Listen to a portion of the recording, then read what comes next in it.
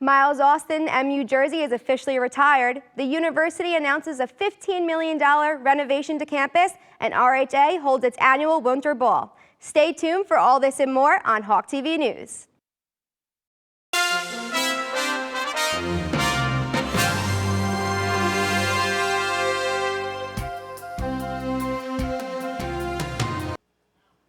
Welcome to another edition of Hawk TV News. I'm Alex Apollonia. And I'm Gab DeCunto. On February 22nd, current Dallas Cowboys wide receiver and former Monmouth Hawk Miles Austin had his number retired at the men's basketball game against St. Peter's. Matthew Cox has the story. Hey guys, I'm here at an excited and loaded MAC tonight for an anticipated even matchup against the Monmouth Hawks and St. Peter's University. And most importantly, Miles Austin, former Hawk, will get his number retired here tonight. On February 22nd, the MAC was crowded for the men's basketball game against St. Peter's University. It was a MAC matchup, but the big event was at halftime when Monmouth alumni and current NFL player Miles Austin was getting his jersey retired. Right before halftime, Miles joined the university's president, President Brown, courtside right before his big ceremony where he was going to get his jersey retired. At halftime, alongside Coach Callahan, Miles' jersey was retired and got a great ovation from the crowd.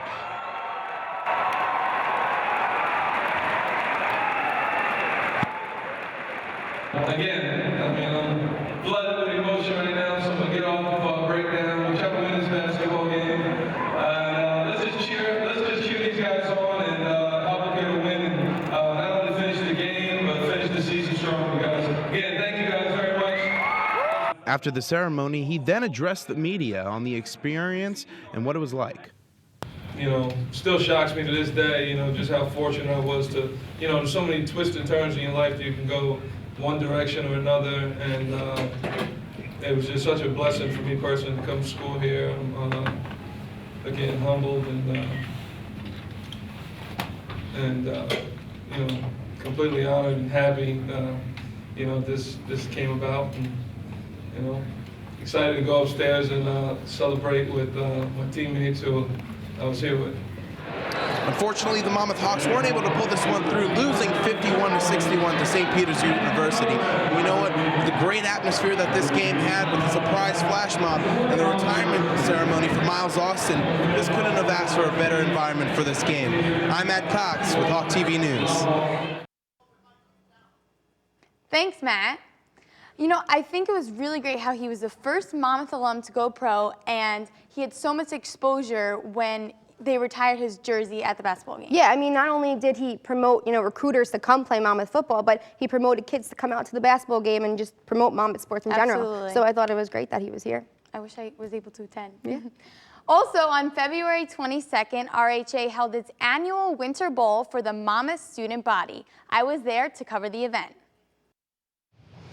Tonight is our annual Winter Bowl at the beautiful Wilson Hall at Monmouth University. We're taking you back in time to the 1920s as we dance our way into our Great Gatsby extravaganza. So I was mainly responsible for just keeping everything on track. So Danielle did a lot of the planning, but I was making sure like our deadlines were being met with Aramark, with advertising, ticket sales, all that kind of stuff. I was getting the tickets ready, talking to Aramark, meeting with them, making sure the menu's set, all the furniture is set, meeting with the centerpiece woman, the DJ, making sure that's all set. Well, I'm looking forward to the dancing and, of course, the food, because I love food, so. It's really cool. There's a lot of, it's very like festive and everything like that, so kind of feels like Great Gatsby. We actually had a lot of complaints that there weren't enough tickets, so I mean, of course I want everyone to come, but it just makes me happy that so many people are interested in this event and that we sold out so fast. As you can see, it was a wonderful time at the Winter Bowl this year. We had over 400 students that attended, which was a great turnout for the Residence Hall Association. I cannot wait for next year. I'm Alex Apollonia for Hawk TV News. Gab, I gotta say you really missed out on a great event. I wasn't, you know what, Al, I wasn't there, and I really wish I was, but I was actually at the men's basketball game where Miles was, retiring his jersey, so I got to experience that. We both probably had a lot of fun. Yeah. There was dancing, people were singing, the food was great. It was just such a great time. Yeah, I'm sure. What kind of dance isn't, The university announced plans for a $15 million renovation to Monmouth Stadium. Upgrades will include a seating capacity for 4,000 that stretches from goal line to one goal line to the other, a brick structure that will encase the seating, and a major improvement to the press box currently residing behind the only set of stands behind the home sideline. 75% of the funds for the project will be contributed by private donors. The Plangier Foundation has already made a $3 million commitment. The project will hopefully be completed in time for the 2015 football season. On February 10th, Monmouth University School of Education's Dean Lynn Romeo, faculty and education graduates partnered with mayors from local counties to create a book club to enhance first graders' writing and reading skills. A luncheon was held to introduce the program and honor the creation of this club. Students who participate in this program must read a total of 8 books within 4 months. Afterward, their mayor will read to the students and they will reserve a book at the end of the program. On February 19th, Alpha Phi Sigma held their first annual Vest a K9 fundraiser. Danielle Axelrod was there for the event. I'm here in Anacon Hall for the 3rd annual K9 fundraiser hosted by Alpha Phi Sigma. The fundraiser is aimed to raise money for bulletproof vests for the police dogs of Monmouth County Sheriff's Office. Let's check it out. We're excited about this event. This is the 3rd event that is raising money for our canines at the Monmouth County Sheriff's Office, and I'm just so excited to be here, and as well as my officers and my canine officers. As you can see, we're going to do some demonstrations and raise money for a really good cause. We have a couple different canines here. We have some narcotics patrol tracking dogs here, and then we have our bomb sniffing dogs. We're here to discuss how the dogs from Monmouth County Sheriff's Office work, what they do, what their task is every day, and we're going to bring that to the community here at Monmouth University. We're basically just trying to raise awareness. A lot of dogs from the canine unit are sent to the fields without bulletproof vests. If things get heated, if gunshots are fired, sometimes these dogs get injured or even die. So we just want to make sure that all of the dogs from the canine unit here in Monmouth County have vests. A lot of my friends want to do criminal justice majors and work with them, so I'm here with them to see what they have today. It's good to see what the police officers work with and what all these could do around the crime scenes. How adorable were those dogs? Looks like the event had a great turnout. I sure learned a lot. I'm Danielle Axelrod for Hawk TV News. Thanks, Danielle. On Saturday, February 15th, Monmouth Medical Center, the American Heart Association, and the Point radio station hosted a Day of Dance event at Monmouth Mall. The Day of Dance event is part of Monmouth Medical's Go Red for Women Day health fair. The event featured the Chi Zumba, healthy snacks, and our very own Monmouth University Hawk dancers. They also had information tables covered to stay healthy and a raffle at the end of the event. The Monmouth Mall food court was packed with people dressed in red to show their support. Caroline Casagrande, who served on the Assembly's Women and Children Committee, was the speaker. She made a point that most women do not take enough time to take care of their health because they are worried about other things. Monmouth Medical Center is one of the region's most successful heart-caring hospitals. The outside of Monmouth Medical will be illuminated red for this month of February to signify the importance of health care. We will now take a short break, but stay tuned for more Hawk TV News after these messages. It's Timothy Green's first day at school. What's in there? He's about to fall over. Anything he might need. There's a box of tissues on the bottom and some Band-Aids. There's a whole first aid kit, actually. Mom, I can handle it from here. You don't have to be perfect. Have a great day. That's too much pressure. Have the day you have. To be a perfect parent. There are 2 people in the world who want you more than anything. They'll make some mistakes, but they will love you more than you can ever imagine. There are thousands of children in foster care who will take you just as you are. It's time to join forces. Get energized. And fuel up right.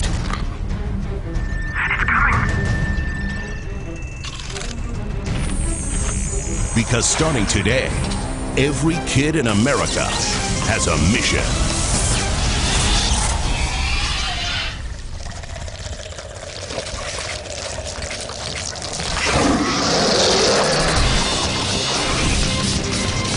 Bring out the action hero in you.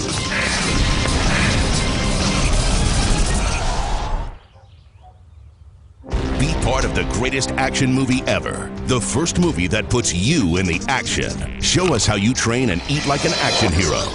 Join in at actionheroalliance.com.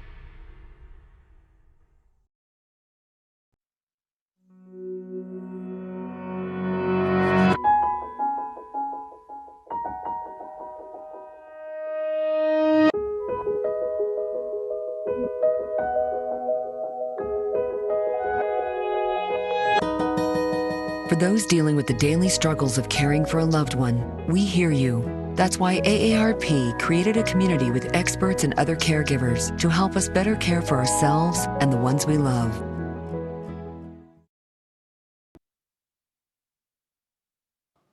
Welcome back to Hawk TV News. On February 23rd, Comcast announced the streaming site Netflix would be connecting to its broadband directly.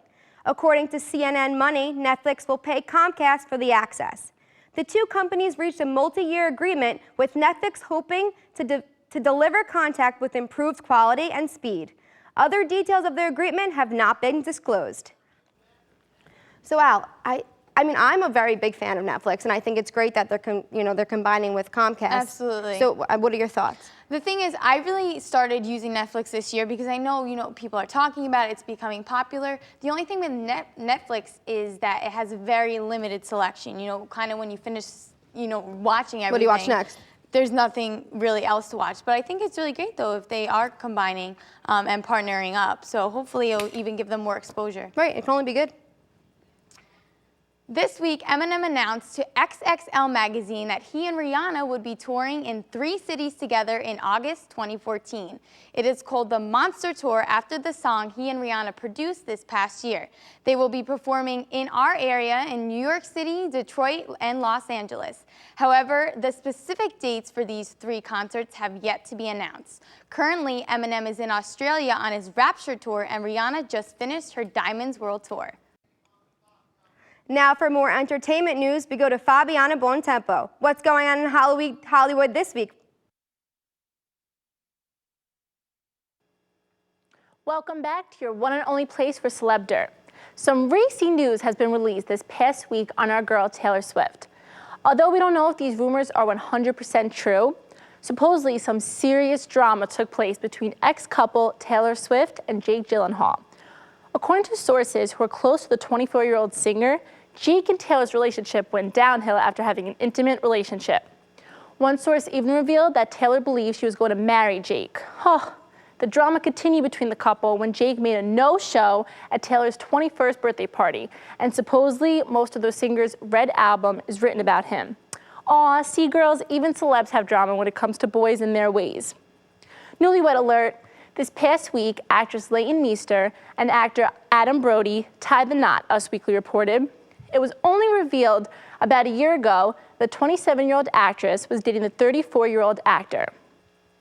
The couple obviously did a pretty great job of keeping their relationship and wedding under wraps. Congrats to the both of them.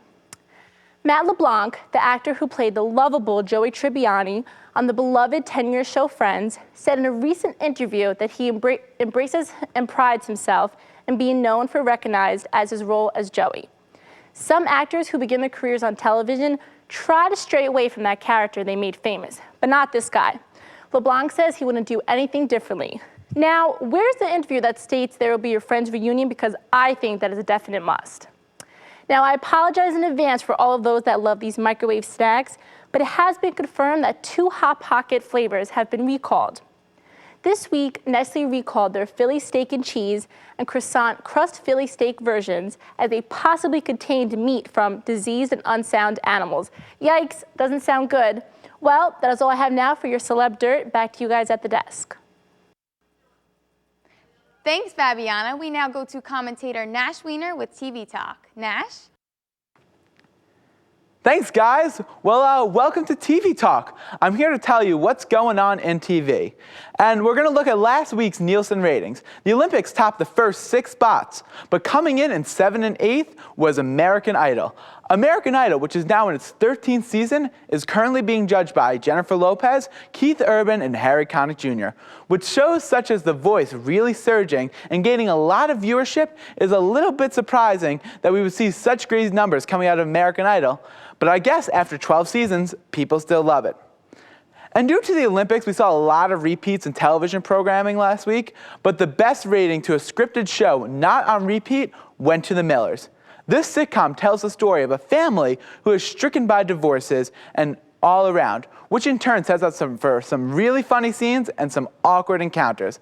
Led by funny man Will Arnett, who plays Nathan Miller, The Millers has not yet been renewed for a 2nd season on CBS, but all predictions point to it. And the biggest news out of television has to be the whole shakeup in late-night television. On February 6, 2014, Jay Leno hosted his final Tonight Show, with his first guest, Billy Crystal, also being his last. It was a great celebration of his 22 years to host The Tonight Show. Leno, in his last goodbye, got all choked up and thanked everyone that made it possible to make his show and asked everyone to watch Jimmy Fallon. Which brings me on to my next thing. There was television history made on February 17th. The Tonight Show starring Jimmy Fallon premiered, and for the first time in almost 40 years, it was moved back to New York City. Jimmy's first guests were Will Smith and U2, and there were special guest appearances by Kim Kardashian, Lindsay Lohan, Robert De Niro, Joe Namath, Rudy Giuliani, and Stephen Colbert welcomed Jimmy Fallon to the 11:30 spot with an hilarious bit. And another surprise guest was Joan Rivers, who returned to The Tonight Show after a 25-year ban. Fallon, who had an amazing first week, definitely made NBC proud, and you have to think NBC has found their new Tonight Show host for the next 25 years.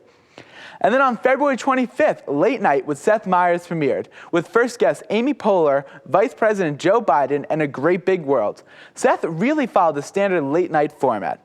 For a first show, Seth did well, but he definitely needs work. You can tell he was struggling between jokes and having the right amount of interaction with the live studio audience and the audience at home. And former SNL funny man Fred Armisen is the band leader, and you can tell that he's going to be Seth's sidekick. It should be fun to watch the way Seth grows throughout the years. Well, that's all we have for TV Talk this week. Make sure you tune into Hawk TV News for more TV Talk. Back to you guys at the desk. Thanks, Nash. On February 19th in Wilson Auditorium, Monmouth's Health and Wellness Club held its first Biggest Loser event. This challenge is designated to promote a healthier lifestyle for MU students. Anyone who wants to sign up for the contest can show up in Wilson Auditorium every Wednesday at 10 p.m. Contestants will meet once a week for measurements and a short Q&A session where they will have the opportunity to talk about milestones of the week and support other members who may be struggling. These sessions will go over different exercise routines and nutrition plans. All classes for MU's Biggest Loser are free, and the winner will receive a gift card at the end of the contest. The new Fitbit wristband was recalled on February 21st for causing allergic reactions to consumers. The Fitbit is known for its ability to track the number of steps taken in a day and quality of sleep. The newest version, the Fitbit Force, was causing an allergic reaction called dermatitis, which is an itchy, painful rash. The Washington Post reported that the cause of the reaction is likely due to the nickel in the device's stainless steel. Fitbit Chief Executive Officer James Park recalled all Fitbit Force wristbands and offered each consumer who experienced a rash a refund. The Fitbit company plans to create the next generation of Fitbit wristbands soon. We will now take another short break, but when we return, we will get your Monmouth Sports Update after these messages.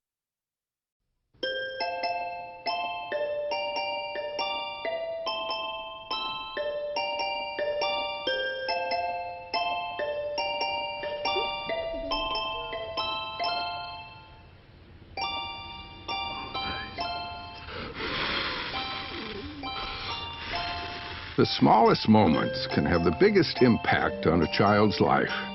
Take time to be a dad today. Call or visit fatherhood.gov to learn more.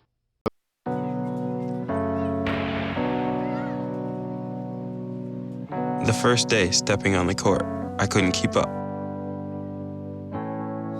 that motivated me to step up my game.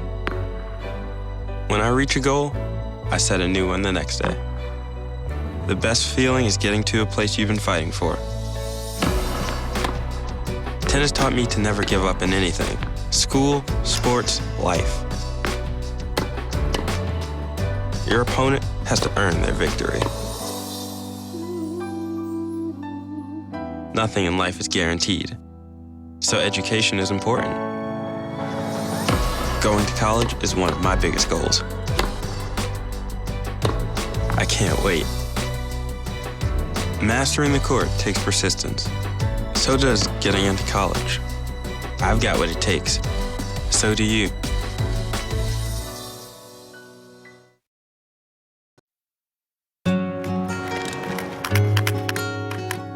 I wish I was in school. If only I had a math test today. I'll stay after class. I'll clean the chalkboard. I wish I was in school. School ends, but free lunches for your kids don't have to. Find your local food bank at feedingamerica.org/summer meals for help. Welcome back. Baltimore Ravens running back Ray Rice has landed in hot water. The former Rutgers standout was arrested last week on a charge of simple assault, domestic violence. The charge stems from a scuffle at an Atlantic City casino with his fiancée in which he knocked her unconscious. Recent video has emerged showing Rice dragging his fiancée out of an elevator and propping her limp body up against the wall. The NFL will wait on disciplining Rice until police conclude their investigation. The 2014 Sochi Olympic Games have come to an end. The 17-day spectacle showcased the best athletes in the world as they competed for a chance at gold. Host country Russia won the overall medal count, collecting 33 medals, while the United States finished with 28. Despite concerns over a possible terrorist attack, the Games went on without a problem. The 2018 Winter Games will be held in Pyeongchang, South Korea. We now go to Andrew Byrne for a Monmouth Sports Update. Andrew? Hi, everybody, and welcome back to Sports Talk. The losses are beginning to mount for the Monmouth University basketball teams. After a 61-51 loss to the St. Peter's Peacocks on February 22nd, the men's team has now lost 9 straight games. Josh James led all scorers with 18 points, but it wasn't enough for the Hawks, who dropped to 10-19 on the year. Now, during halftime, former MU standout and current Dallas Cowboys wide receiver Miles Austin had his number 80 jersey retired, becoming the first Hawk to receive this honor. With 2 games left in the regular season, Monmouth will look to gain some momentum prior to the MAC tournament when they host Niagara University on February 28th. For the women, their losing streak reached 7 straight games with a blowout loss to Niagara University on February 22nd. Jenny Horvatinovich had a career-high 10 rebounds along with 8 points in the 83-57 loss. The Hawks, who are winless in the month of February, sit at 6-23 on the season and 5-13 in MAC play. MU is back in action on February 28th against Marist University. The opening tip for that game is set for 7 p.m. On the track, the Monmouth men and women's indoor track and field teams are MAC champions in their first year in the league. The programs captured the titles at the Armory on February 21st. The men scored 169 total points and the women scored 215 points to coast to their respective titles. Several MU athletes set conference records, including Maria Toussaint in the long jump, Lauren McDonald in the pole vault, and Tila Young in the weight throw. Both teams return to action on February 26th for Moonlight at the MAC. Be sure to check out GoMUHawks.com for Hawks athletic updates and tune into The Extra Point every night at 6:30 when I and our team of experts provide the latest in Monmouth sports. Until the next time on Sports Talk, I'm Andrew Byrne. Now let's send it back to the desk. Thanks, Andrew. That's all we have for this edition of Hawk TV News. Thank you for joining us. I'm Alex Apollonia. And I'm Gab DeCunto. Be sure to stay tuned for another edition of Hawk TV News.